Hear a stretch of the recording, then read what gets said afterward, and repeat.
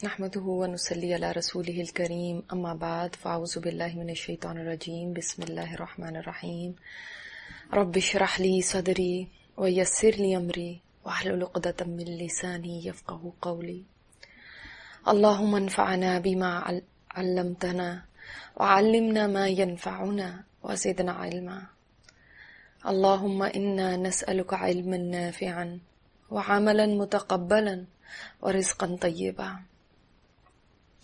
اللهم انك عفو كريم تحب العفو فاعف عنا اللهم انك عفو كريم تحب العفو فاعف عنا اللهم انك عفو كريم تحب العفو فاعف عنا. ہماری جو سیریز چل رہی ہے آج ہم اس کا پارٹ 3 کرتے ہیں. کل ہم نے اس میں دیکھا تھا کہ آخری ٹائم پہ انسان چاہتا ہے کچھ نیکی کر لے.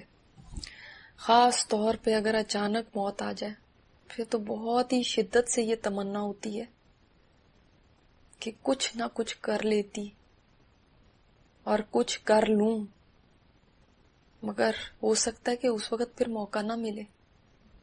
تو آپ بھی ضرور سوچیں، اگر کوئی ایسا گناہ ہے جو آپ سوچتے ہیں کہ میں نے چھوڑنا ہے تو انتظار نہ کریں،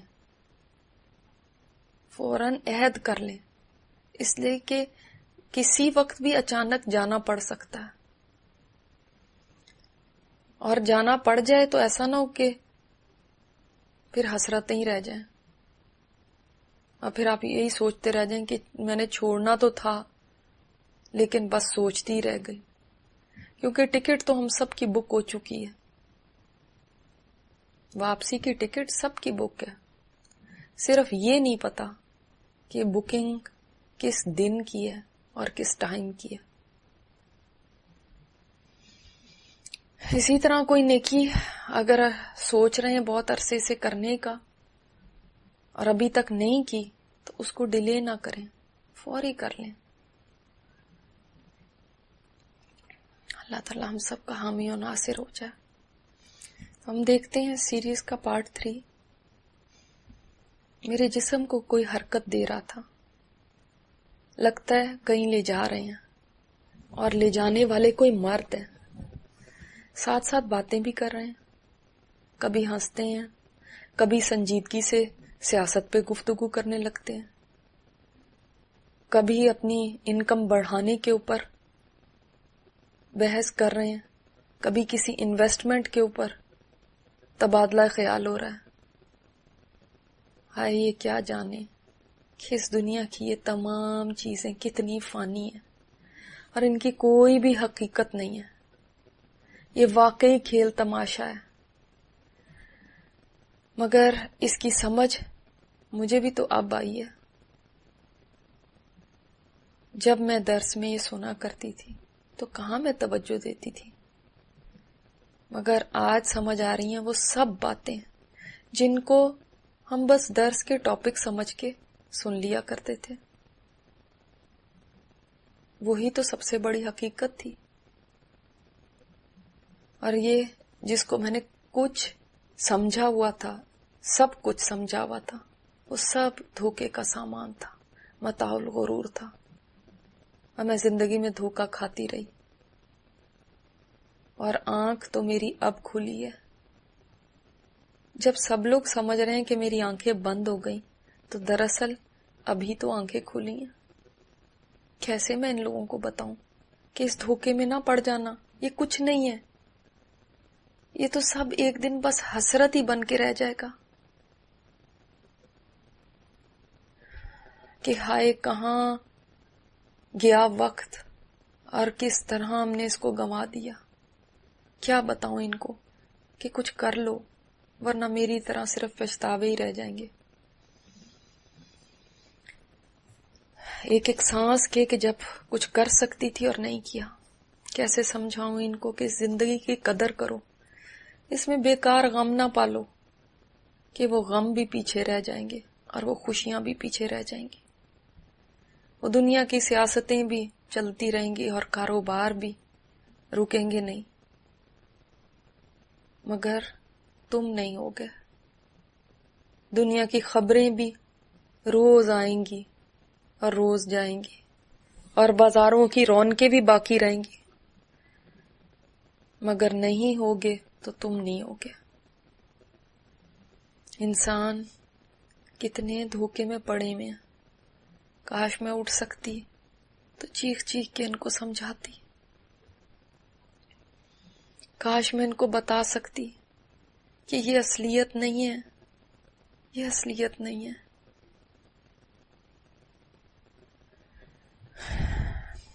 حرکت بند ہو گئی ہے، لگتا ہے گاڑی رک چکی ہے، مجھے نکالا جا رہا ہے، اور بہت سی مانوس آوازیں پھر سے آنے لگی ہیں، کہیں بھائی کی، کہیں ماموں کی، کہیں دوسرے رشتہ داروں کی۔ مجھے لے جایا جا رہا ہے اور کسی سخت جگہ پہ رکھ دیا گیا ہے۔ رکھنے والے رکھ کے جا چکے ہیں، کمرے میں مکمل خاموشی ہے۔ پتہ نہیں اب کیا ہونے والا ہے۔ کئی لمحے یوں ہی گزر گئے، اب آہستہ آہستہ دروازہ کھلنے کی آواز آ رہی ہے، اور امی، گڑیا، بہن کی آواز کو تو پہچان رہی ہوں، مگر ان کے ساتھ کچھ اور آوازیں بھی ہیں۔ یہ تو بڑی جانی پہچانی آوازیں ہیں، یہ میری دوستیں ہیں، اور ان کے ساتھ کچھ اجنبی آوازیں اور بھی ہیں۔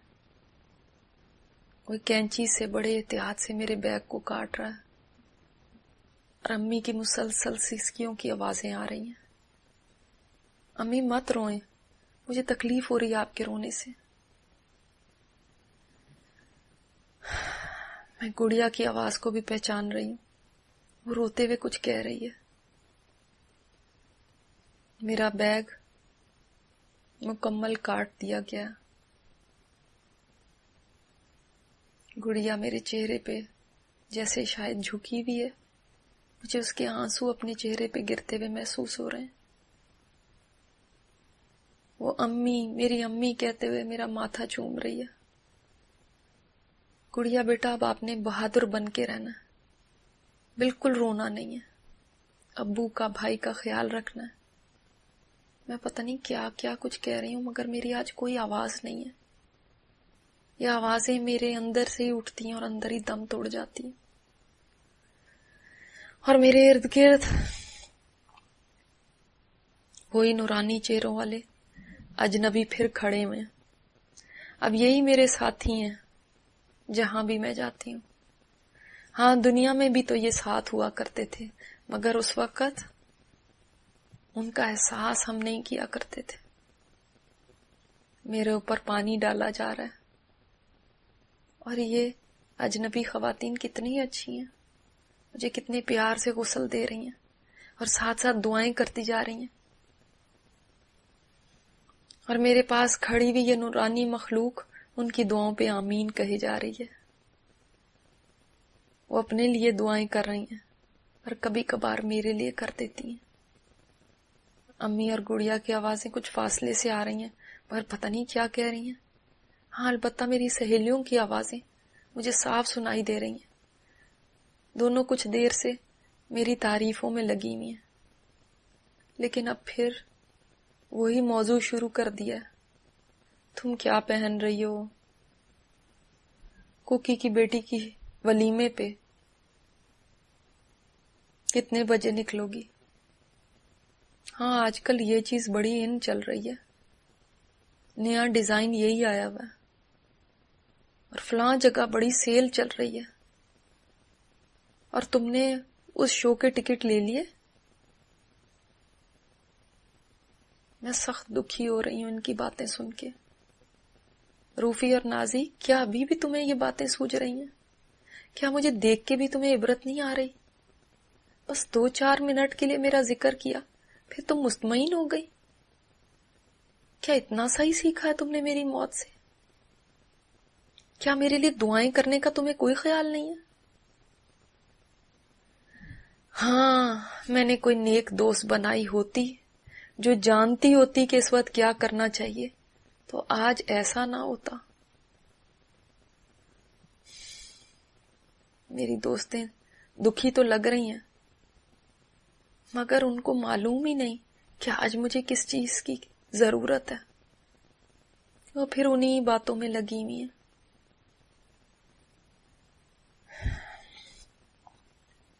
ان کو میری موت سے بھی عبرت حاصل نہیں ہوئی. دیکھو تو صحیح، میں بھی کوکی کی بیٹی کی شادی پہ جا رہی تھی، اور دیکھو کہاں پہنچ چکی ہوں.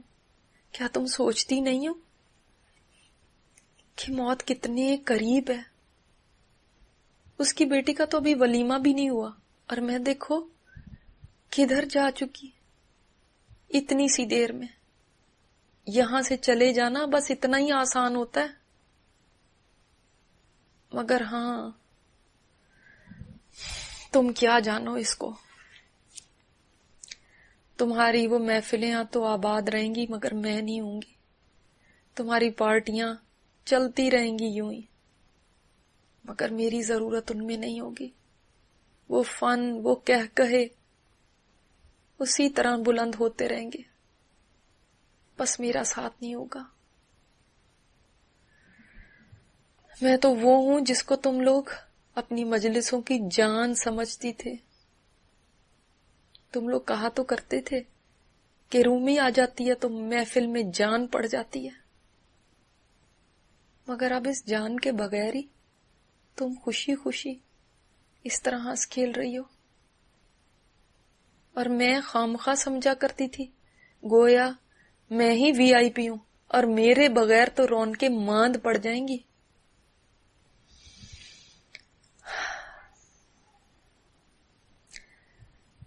مجھے یوں لگتا تھا میرے بغیر تمہاری پارٹی سونی ہو جائیں گی، مگر لگتا ہے تم لوگ تو ایک دن بھی انتظار نہیں کر سکو گے. اب پتہ چل رہا ہے کہ کوئی آئے یا جائے اس سے کسی کو فرق نہیں پڑتا. ہاں، جانے والے کو ضرور فرق پڑتا ہے. میں نے کتنا لمبا سفر طے کر لیا، کتنی منزلوں سے گزر چکی، اور تم لوگ ابھی تک وہیں کے وہیں. میں تمہیں کیا کہوں، میں خود بھی تو تم جیسی تھی. میری کزن جب مجھے قرآن کی طرف بلاتی تھی تو مجھے بہت اچھا لگتا تھا، میرا بڑا دل لگتا تھا ان مجلسوں میں. مگر پھر تمہارے پاس آیا کرتی تو پھر وہی دنیا یا دنیا. میں تمہاری وجہ سے پوری طرح قرآن کی طرف بھی نہیں ہو سکی. تمہاری طرف آتی تو قرآن کی کشش کھینچ لیتی، اور قرآن کی طرف جاتی تو تم لوگ کھینچ لیا کرتے تھے. وہ کتنے اچھے دن تھے جب عمل کا موقع میرے پاس تھا. مگر میں نے تمہاری محفلوں میں کتنے گھنٹے، کتنے منٹ، کتنے دن غفلت میں گزار دیے. اس کی سمجھ تو مجھے آ جا رہی ہے، مگر اب سمجھنے کا کیا فائدہ. ایک دم مجھے ان خواتین نے آہستہ سے کروٹ دی ہے، پھر آہستہ آہستہ نرمی سے مجھے صابن لگا رہی ہیں. مجھے ہمیشہ سے اپنے سطر کا بڑا خیال ہوا کرتا تھا، مگر انہوں نے اتنے خیال سے میرا سطر ڈھانپا ہوا ہے کہ ذرا دیر کو بھی کھلنے نہیں دیا. یہ سوائے اللہ کے ذکر کے اور دعاؤں کے اور کچھ نہیں بول رہی. کاش میں ایسے ہی لوگوں کو دوست بناتی. کم از کم میرے بات پتا تو ہوتا ہے ان کو کرنا کیا ہے. اب وہ بڑی احتیاط سے میرے سر میں کنگھی کر رہی ہے. میرے بال کنگھی میں پھنس گئے تو ایک دوسرے سے کہنے لگی ذرا نرمی سے، پیار سے، اے عورتوں تم کتنی اچھی ہو، تمہارا یہ عمل کتنا پیارا ہے. تم ایک ایسی بندی کو جس کو تم جانتی بھی نہیں، جس سے تمہارا کوئی واسطہ نہیں، جو تمہیں کچھ نہیں دے سکتی، جو تمہاری کوئی شکایت نہیں کر سکتی، جو تمہیں کچھ کہہ نہیں سکتی، اس کو اتنے پیار سے غسل دے رہی ہو. تمہارا رب ضرور تمہیں اس کی جزا دے گا. مجھ سے تو تم اچھا کرو یا برا، سختی کرو یا نرمی کرو، مجھے الٹاؤ یا پلٹاؤ، میں تو کچھ بھی آج بول نہیں سکتی. میرا آخری غسل ہو رہا ہے، اور میں یہ بھی نہیں کہہ سکتی مجھے کیا پسند ہے اور کیا نہیں پسند. ایسا کرو اور ایسا نہ کرو. پانی ٹھنڈا رکھو یا گرم رکھو. کروٹ آہستہ دو یا سختی سے دو. دیکھو دیکھو کہیں میرا سطر نہ کھل جائے. میں کچھ نہیں بول سکتی. کاش میں اپنی زندگی میں ایسی ہو جاتی کہ کوئی مجھ سے اچھا کرتا یا برا،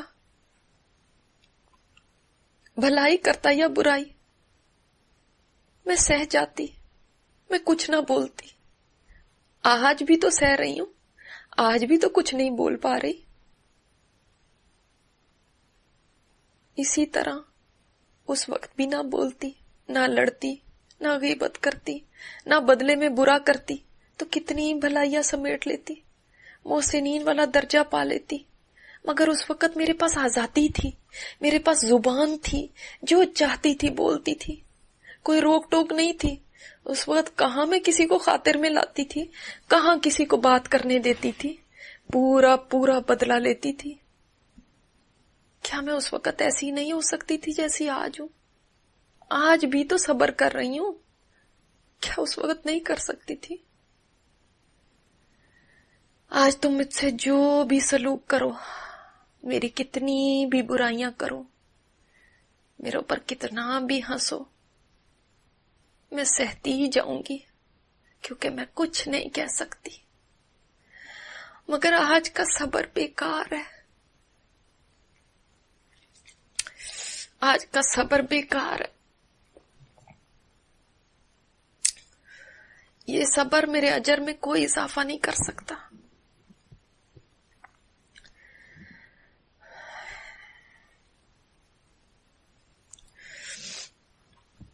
اے عورتوں، تم نے بے شک مجھ سے بڑا اچھا سلوک کیا ہے، مگر مجھے آج یہ بات زیادہ پسند آتی اگر میری اپنی بیٹی کو غسل دینا آتا اور وہ مجھے محبت سے غسل دیتی اپنی ماں کو. مگر میں تو اس کو کبھی کہیں فوتگی میں لے کر بھی نہیں جایا کرتی تھی کہ بچی یہ ڈر جائے گی. کیا آج اس کی اپنی ماں ہی مردہ نہیں پڑی ہوئی اس کے سامنے؟ بھلا یہ مردہ جسم بھی کیا کسی کو نقصان دے سکتا ہے؟ یہ تو خود اتنا محتاج ہوتا ہے. اس سے کیوں میں ڈرتی تھی؟ یہ مردہ جسم تو خود بیچارہ اپنے انجام سے ڈرا ہوا ہوتا ہے، اور ہم کیسے اس سے دور بھاگا کرتے تھے. میں تو اتنا ڈرتی تھی کہ موت کا کہیں ذکر بھی ہوتا تھا تو لوگوں کو چپ کروا دیا کرتی تھی کہ بس کرو، جب آئے گی تو دیکھا جائے گا، ابھی کیوں سارا مزہ خراب کر رہے ہو؟ کیا ضرورت ہے ان باتوں کی؟ مجھے تو کبھی اس بارے میں سوچنے کی فرصت تک نہ تھی، نہ ہی کبھی یہ اچھا لگتا تھا کہ ایسا سوچوں. سوچتی کیسے؟ میں تو ابھی اتنی جوان تھی، اتنی چست تھی، اتنی انرجی تھی مجھ میں، اور کوئی بیماری تو دور کی بات، کبھی بخار تک نہیں ہوا تھا. اور میری سوچ یہ تھی کہ اگر جوانی ہے اور کوئی بڑی بیماری نہیں ہے تو ابھی کہاں جانے کا ٹائم ہے. حالانکہ روز حادثات کی خبریں سنتی تھی، مگر کبھی یہ نہیں سوچا تھا کہ میں ایک دن خود خبر بن جاؤں گی. کتنا مان تھا اپنی طاقت پر، اپنی جوانی پر، مگر جب خدا کا حکم آ گیا تو سب جوانیاں دھری کی دھری رہ گئیں، سب طاقتیں گم ہو گئیں.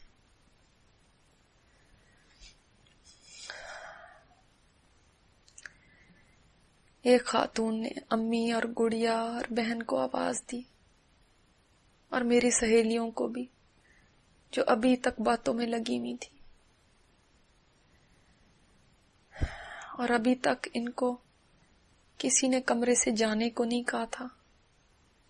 کیا ان کو یہ پتا نہیں تھا کہ اگر میں زندہ ہوتی تو کیا میں پسند کرتی کہ لوگ کھڑے ہو کے یوں میرے غسل لینے کا تماشا دیکھیں؟ مگر میں آج کہاں کچھ کہہ سکتی ہوں. کوئی کمرے میں ہے یا نہیں ہے، میں تو بتا ہی نہیں سکتی، کچھ بول نہیں سکتی، کسی کو جانے کا نہیں کہہ سکتی۔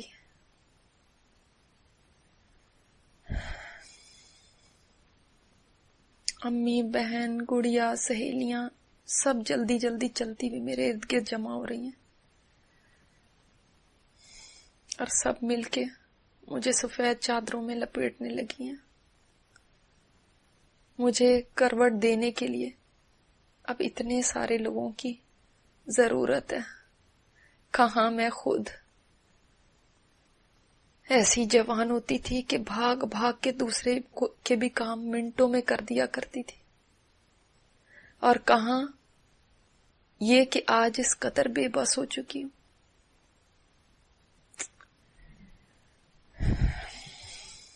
آج غسل لینا اور خود کو لپیٹنا تو دور کی بات ہے، خود کو کروٹ تک نہیں دے سکتی ہوں، اس کے لیے بھی اتنے سارے لوگوں کی محتاج ہوں۔ آج اس بات کی بھی محتاج ہوں کہ کوئی میرے سطر کو بے پرد نہ ہونے دے، خود اپنے سطر کا خیال بھی نہیں کر سکتی۔ آج اتنی مجبور ہو چکی ہوں کہ اشارے سے بھی نہیں بتا سکتی کہ ذرا آرام سے دیکھو، میں کہیں گر نہ جاؤں اس تختے سے، ذرا آرام سے، ذرا احتیاط سے۔ میری دوست نازی امی سے بولی، آنٹی مجھے کوئی کہہ رہا تھا کہ آپ لوگ باڈی پاکستان لے جانے کا سوچ رہے تھے، اگر اس میں کوئی ہیلپ چاہیے تو بتائیں، ہمارے تو کانٹیکٹس ہیں، فری میں بھجوا سکتے ہیں۔ اس بات پہ اگر میں چیخ سکتی تو چیخ کے کہتی، نہیں، میں تم لوگوں کو کیسے بتاؤں،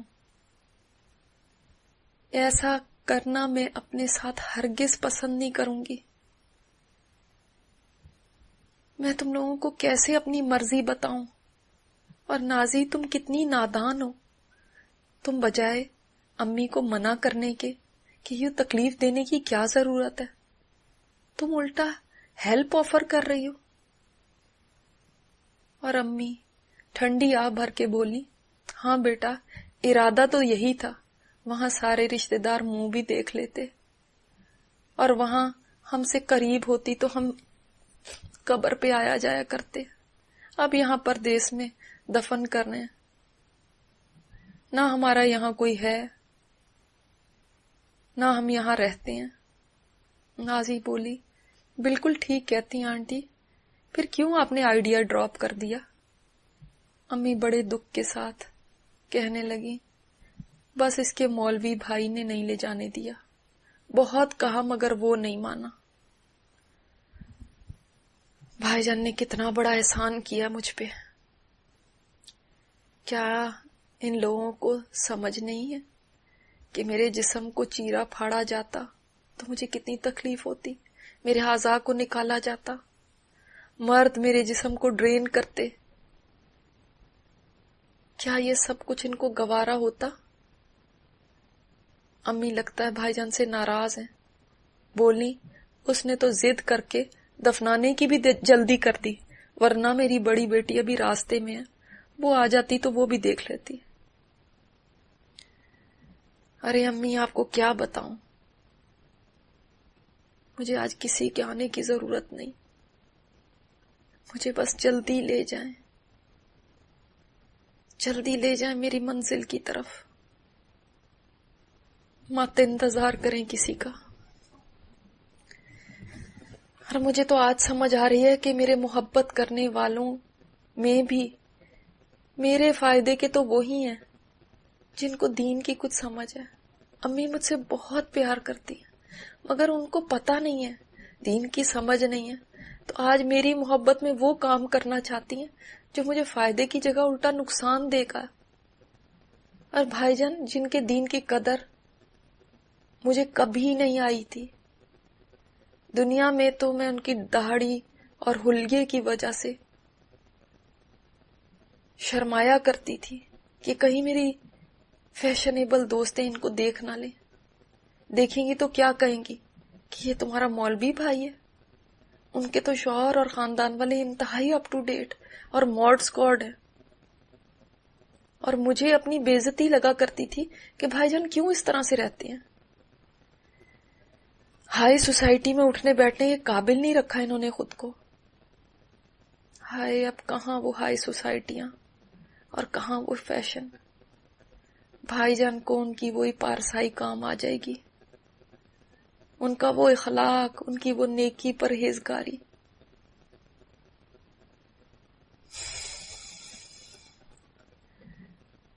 سب لوگ مل کے بڑی محنت سے مجھے چادروں میں لپیٹے جا رہے تھے.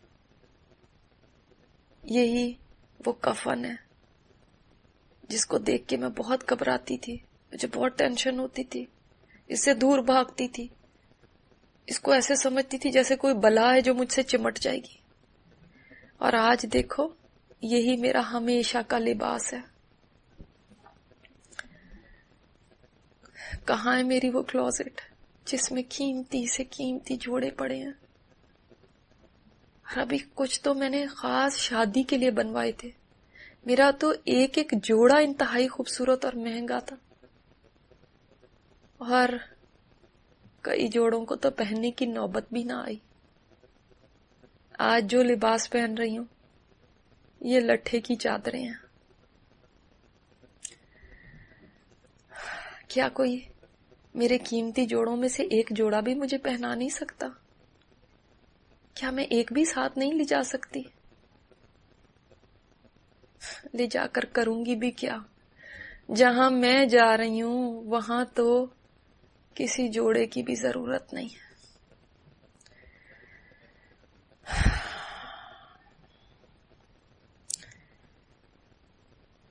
میرے جسم کو تو چادروں میں لپیٹ دیا گیا ہے، اب حجاب مجھے پہنایا جا رہا ہے.